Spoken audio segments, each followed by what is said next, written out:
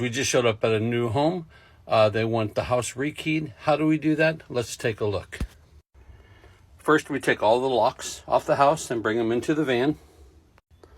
Next, we generate a key that we are now going to rekey the new house to. Remember, don't forget to ask the customers how many new keys they are wanting. We'll make those now.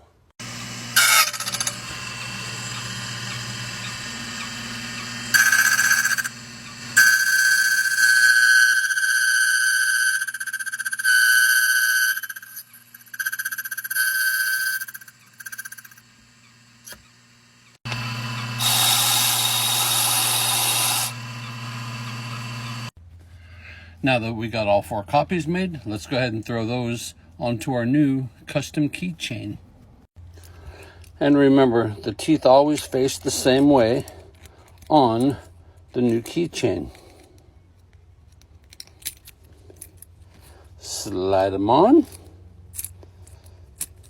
And now we are good to start repinning locks.